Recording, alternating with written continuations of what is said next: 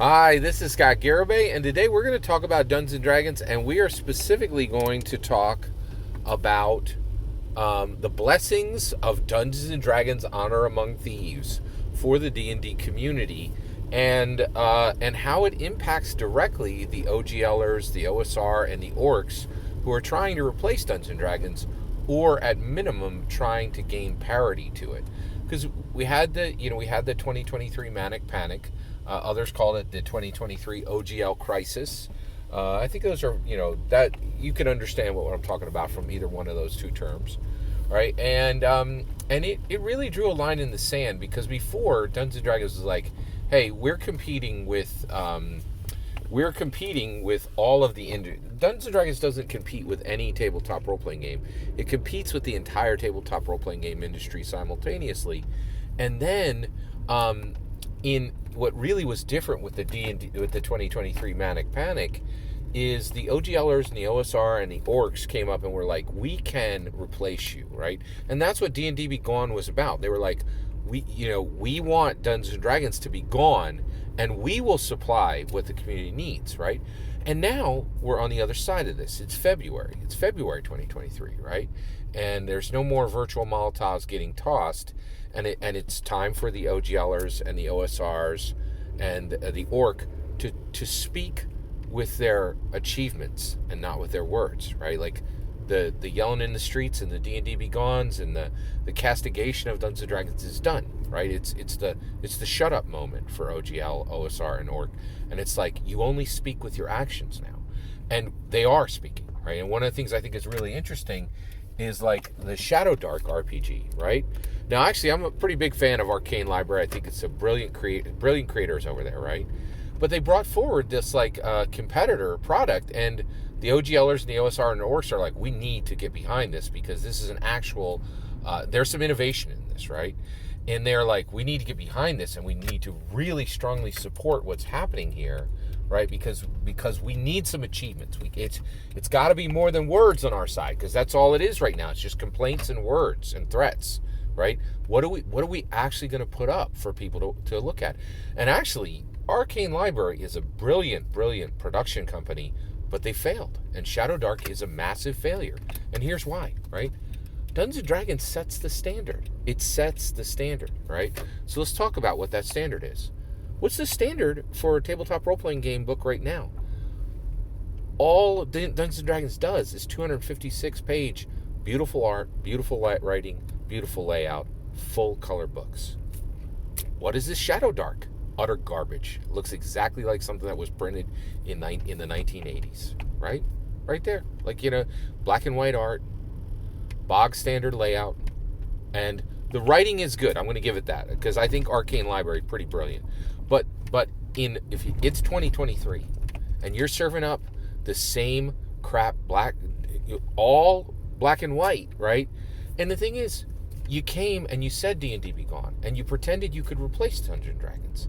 But the reality is, the moment it came time to do something real and put up or shut up, it's just GarageBand energy, right? Like, it's just black and white, same crap art that looks like came out of the 1980s books, 1990s books, and you're supposed to be bringing new players to the market, right? That's the thing. Dungeons and Dragons keeps the old players happy and brings newer players to the market, right?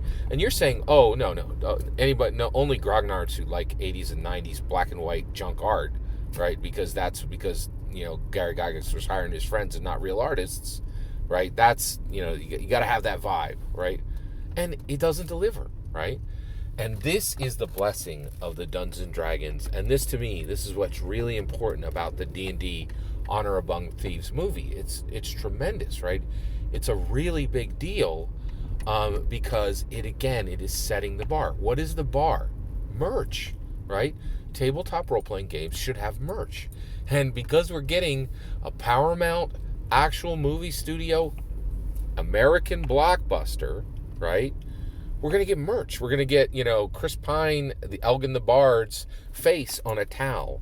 We're going to get sneakers. We're going to get soda, right, with D&D on it. And it sets the bar. And it says, Old School Essentials, what are you doing? Where's your merch? Oh, it's a bunch of t-shirts, just piled on some corner shop, and low quality and not available at Target or Walmart, right? Like just order it online, just like every other scrub tabletop role. Like, where's your merch, Dungeon Crawl Classics, right? Where's your merch, Pathfinder? Is it going to be in Target? Is it going to be in Walmart? The answer is no.